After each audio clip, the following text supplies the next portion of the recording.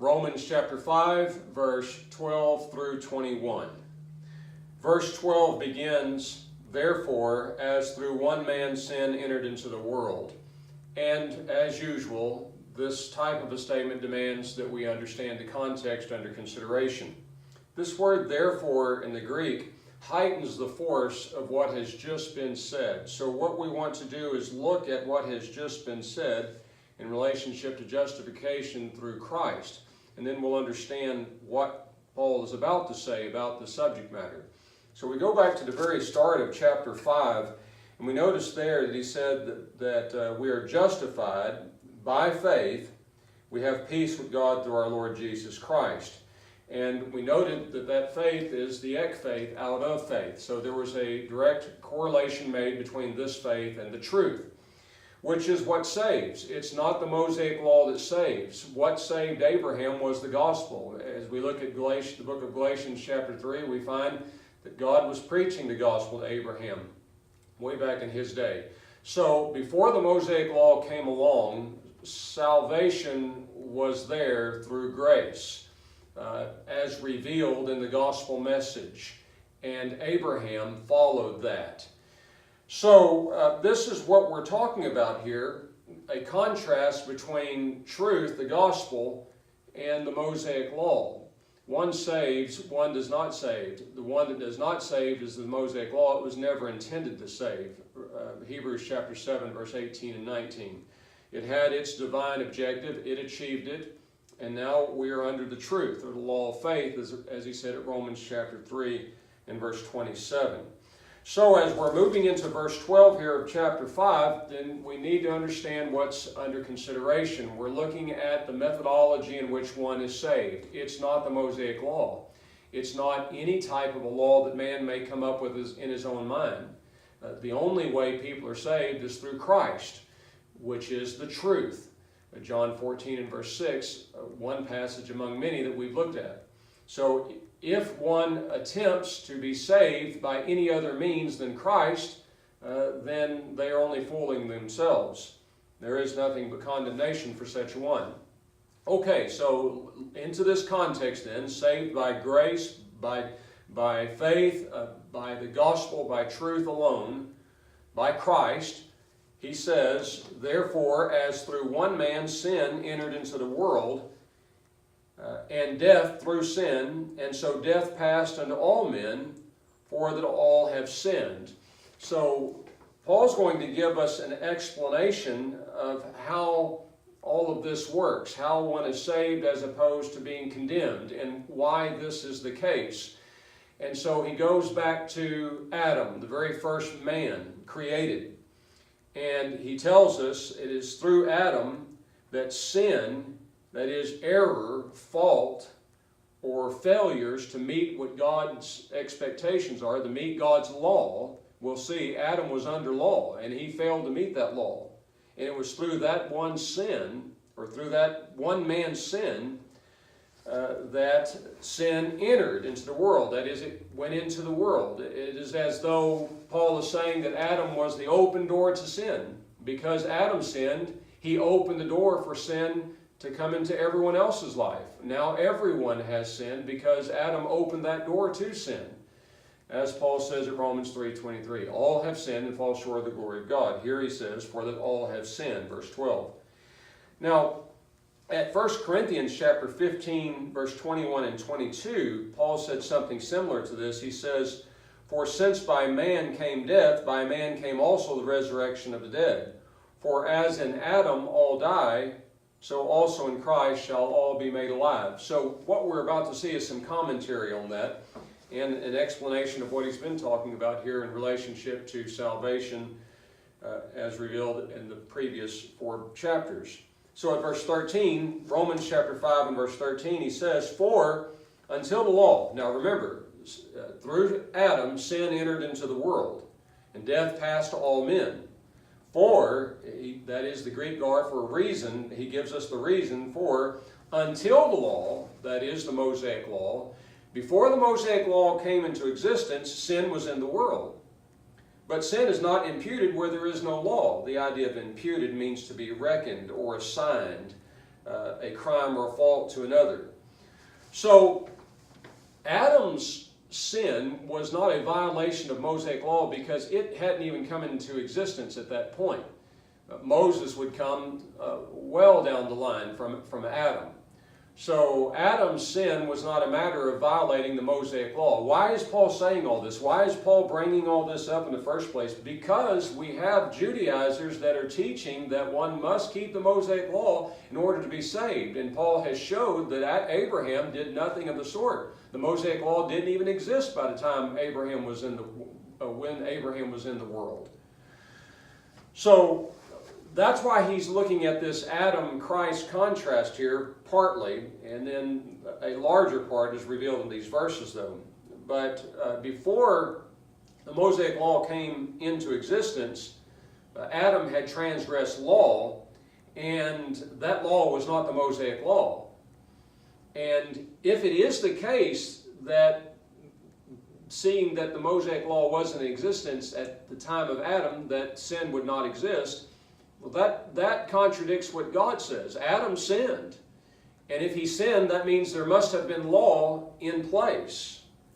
And the law that was in place for Adam is revealed at Genesis 2 and verse 16, where we read, of every tree, this is God speaking to Adam, he says, of every tree of the garden you may freely eat of it, but of the tree of the knowledge of good and evil you shall not eat of it. For in the day that you eat thereof you shall surely die. So that is law. That was God's law to Abraham. Don't eat of this tree. Now let's move to verse 14 and keep talking about this. Romans 5 verse 14. Nevertheless, death reigned from Adam unto Moses. Even though the Mosaic law did not exist at that time, there was nonetheless law that was violated. So he says, nevertheless, death reigned from Adam unto Moses because there was law, even over them that had not sinned after the likeness of Adam's transgression, who is a figure of him that was to come. Now, from Adam up to Moses, there were people that were sinning because God had given law. But their sin wasn't necessarily the same sin as Adam's. It was similar in that it was a violation of God's law. But Adam was given the law not to eat of a certain tree. Others were commanded not to do things such as murder. So when we come along to Cain, Adam's son, and Cain kills his brother Abel, we find that there is sin there. We know that during the days of Noah, not long after the days of Adam, but during the days of Noah, that men's thoughts and deeds were continuously wicked. They had repeatedly violated God's laws in relationship to sexual morality and all manner of wickedness that they were participating in, as we read from Genesis 6. So their sins were not the same as Adam's, but yet they violated law. Now, you may be saying at this point, well, why is all this significant? Why are we talking about this? Look what he says at the last part of verse 14. In relationship to Adam, he says that Adam was a figure of him that was to come, that is, of Christ that was to come. The word figure there is tupos in the Greek, and it means general form or character, type or model of a thing, a sketch, a mold or model. So we're talking about typology here is what Paul is talking about. Adam was the first type of Christ, and there would be many after him. As you read from Genesis, going on through the Old Testament, you run across many men that served as a type of Christ. They were a model of Christ in very specific, detailed ways. Adam is an interesting start to this issue of a typology study, because his typology is not in an area where he did something righteous and good in the same way that Christ would do, but he did something the opposite of Christ, but it had equal, far-reaching results. And that is, he sinned, is what he did. His sin opened the door for everyone to sin. And so he serves as a type from that perspective. As he sinned, opening the door for sin to everyone, Christ offered life to everyone. So Christ's one-time act, as we'll see, I'm kind of getting ahead of myself, I think, but Christ's one-time act would affect everyone, just as Adam's one-time act affected everyone as well. Okay, well, let's look at verse 15 then. Romans 5 and verse 15. But not as the trespass, so also is the free gift. For by the trespass of the one, many died. Okay, so because of Adam's one sin, Adam's sin, he opened the door to everyone. Much more did the grace of God and the gift by the grace of one man, Jesus Christ, abound unto many. So you have one man, Adam, doing something that affected everyone. You have another man, Christ, doing something that also affected everyone.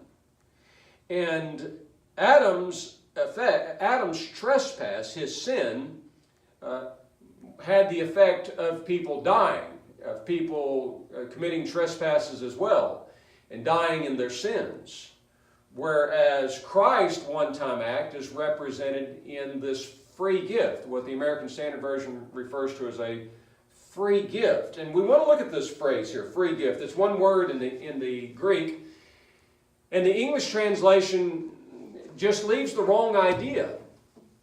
And it was the decision of those who put together most of your English Bibles to come up with the word free gift here. But again, it just doesn't leave you with the right impression. Whenever we read this free gift, people think in their minds, there is absolutely nothing for me to do to receive the grace of God. Absolutely nothing, because he says it's free. But we have to understand Bible language. We have to continue to keep the context before us. You could cut a passage out of the Scriptures and set it out over here by itself, and you could draw some conclusions to the exclusion of the rest of the text, but that's only going to be damaging to your own self, isn't it?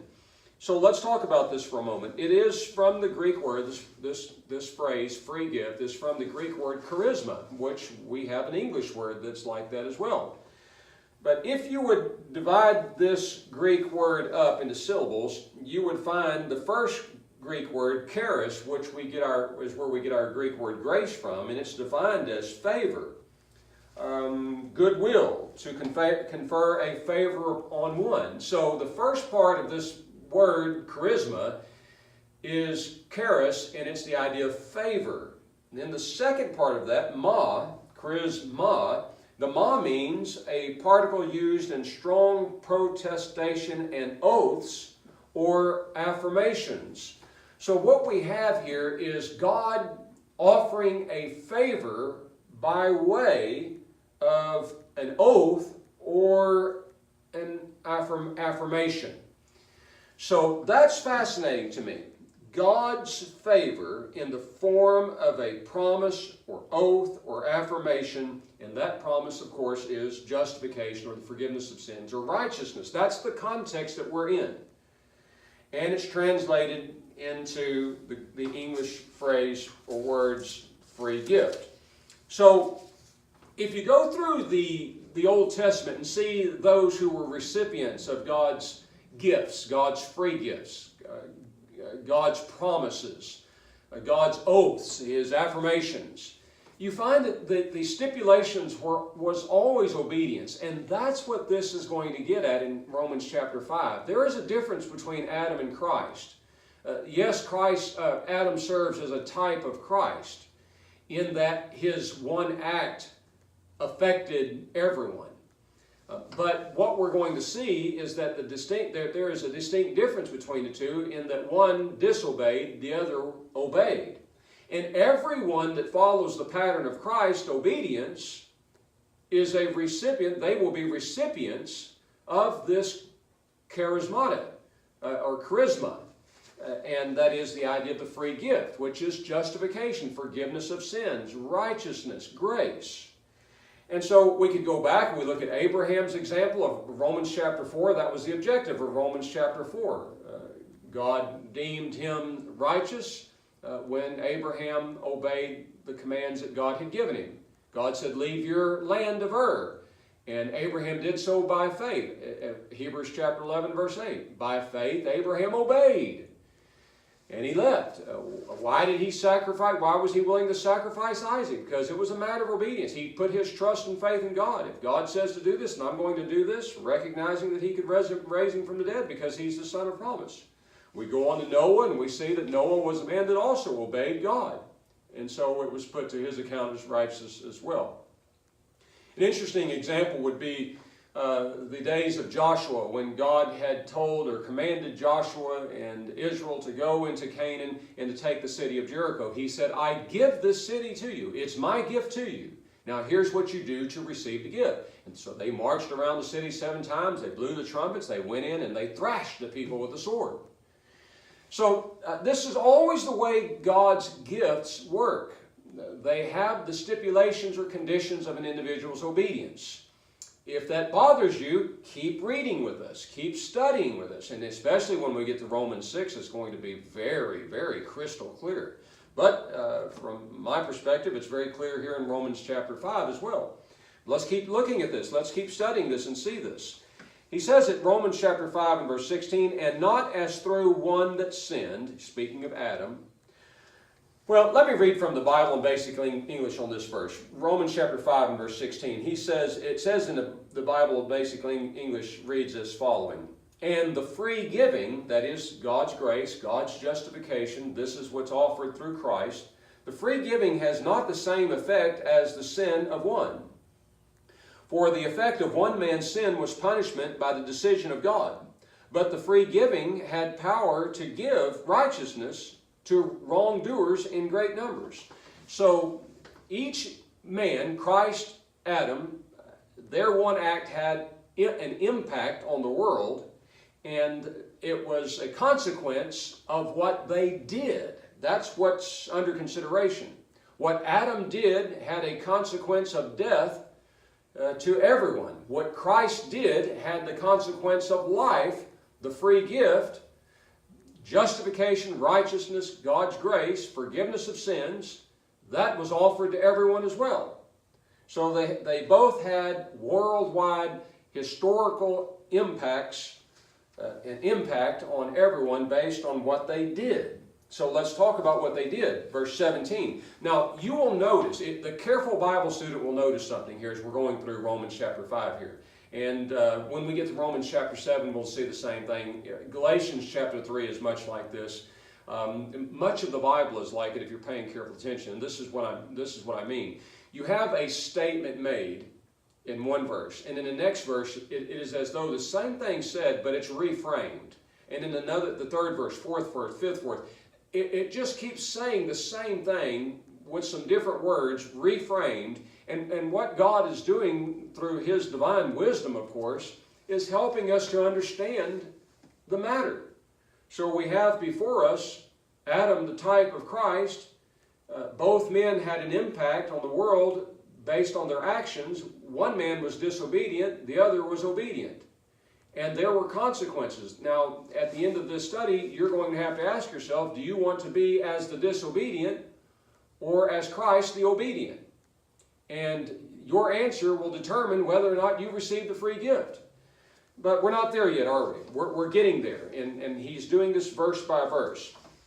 Verse 17 then, he says, for if by the trespass of one, that's Adam, death reigned, that is, death was the master over all through the one, much more shall they that receive the abundance of grace, that's the free gift that we're talking about, and the gift of righteousness reign in life through the one, even Jesus Christ. Okay, so everyone who follows the pattern of Adam, a pattern of trespasses, a pattern of sin, in this person's life, death reigns through Adam.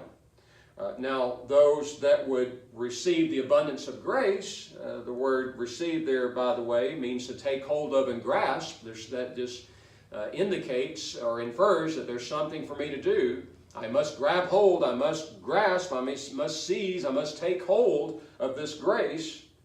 Those that do that reign in life through the one, even Jesus Christ, by the instrument or means of Christ, as opposed to the instrument or means of Adam.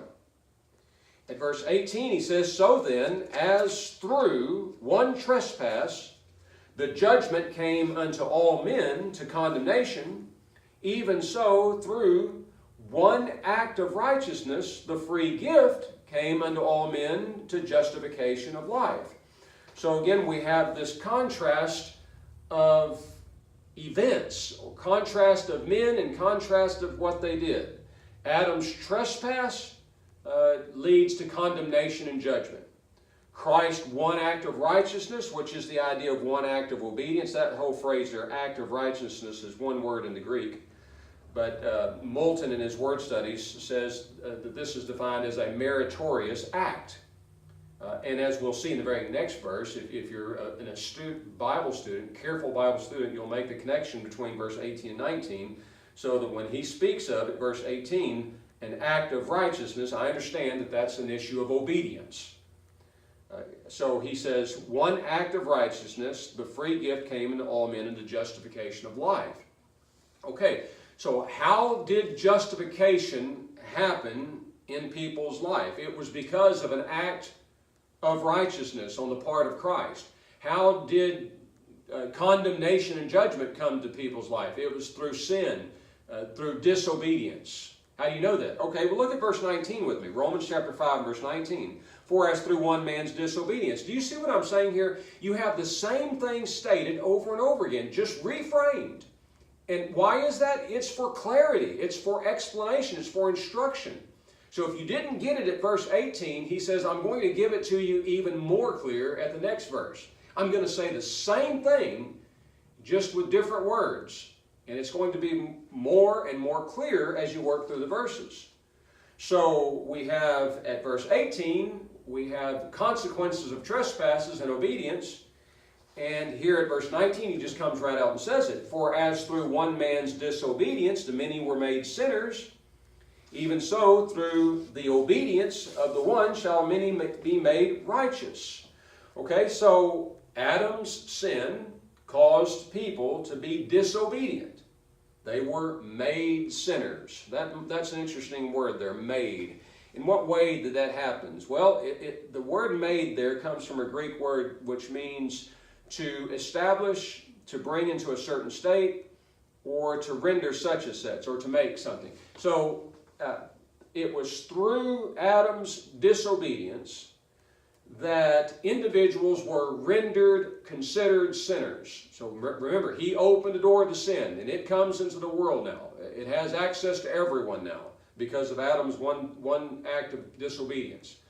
But through Christ's one act of obedience, the many shall be made righteous, deemed, considered, or rendered. Now, that sounds a whole lot like what we've been discussing in relationship to Abraham's justification. We said if we could figure out how Abraham was considered righteous when he was actually a sinner, then we can understand how we could be deemed righteous when considered.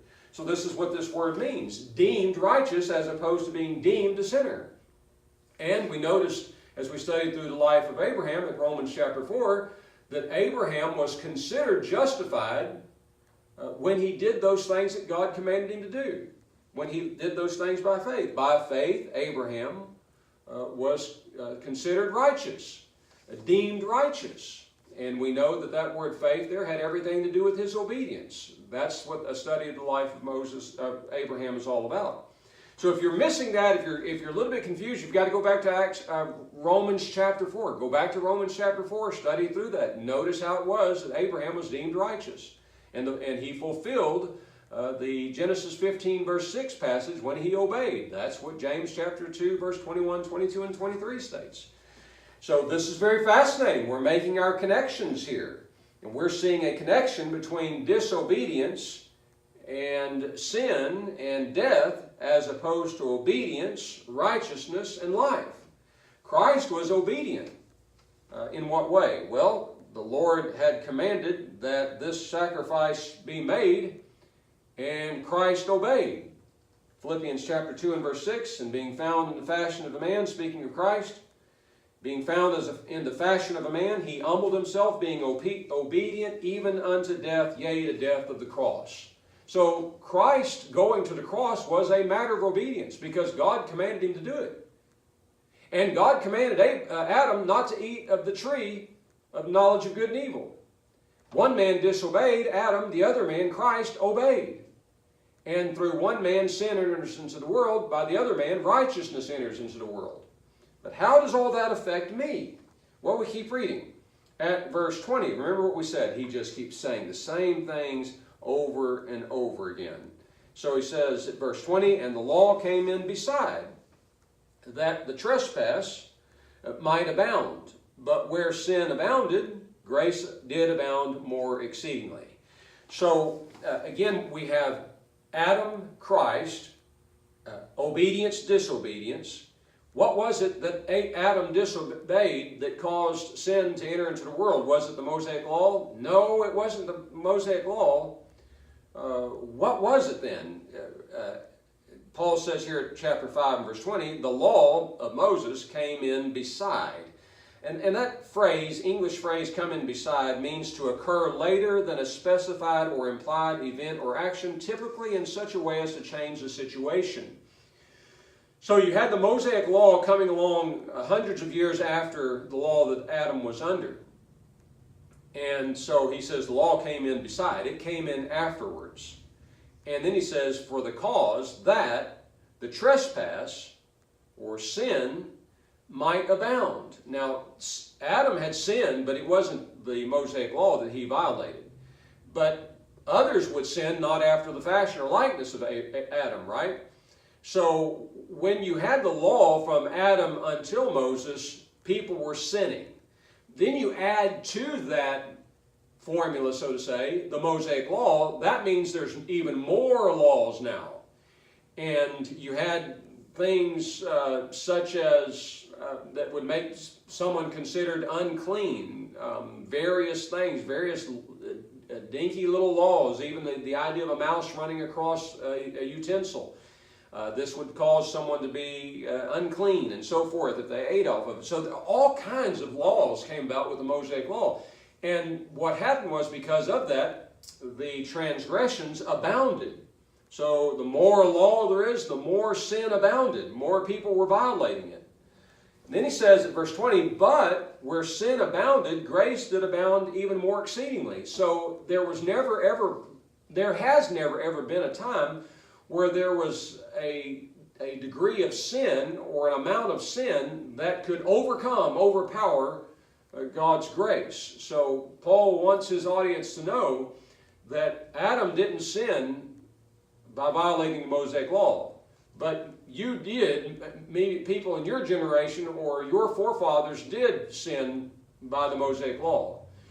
But no matter what law that was transgressed, or no matter what degree of sin transpired, no matter how many of those sins, those things don't matter. What matters is that the grace of God abounds exceedingly over those sins. So there's no sin under any law that someone could have committed that the law of faith or law of Christ, the perfect law of liberty, law of the Spirit of life, as he'll say at Romans chapter 8, verse 1, there is no amount of sins that this law of grace cannot forgive. So he says at verse 21, our last verse of this study, that as sin reigned in death, even so might grace reign through righteousness unto eternal life through Jesus Christ our Lord. So this verse helps us to see there must be a decision made in the individual's mind. Will you live by sin? Will you live in such a way that you are condemned by the law? And again, we are under law even today. We're not under the Mosaic Law anymore. We're not under the law that Adam was under. God's not commanding us not to eat of a certain tree. God's not commanding us God is not commanding us to sacrifice our sons like He did with Abraham. God's not commanding us to build a giant boat like He did Noah. Move on into the Mosaic Law. God is not commanding us to keep the feast of Passover, the feast of unleavened bread. God is not commanding us to make blood sacrifices of animals. That's Mosaic Law. what we are in, we're not under the law that Adam was under. We're not under the law that Moses gave. We are under the law of Christ. If there were no law, think about this very carefully. If you say that we're not under law today, if there were no such thing as law today, then there would be no such thing as sin. So, as sin reigned in death, that is, as people participate in sin and it masters them, then they are dead, spiritually speaking. Even so, might grace reign through, by the instrument or means of righteousness.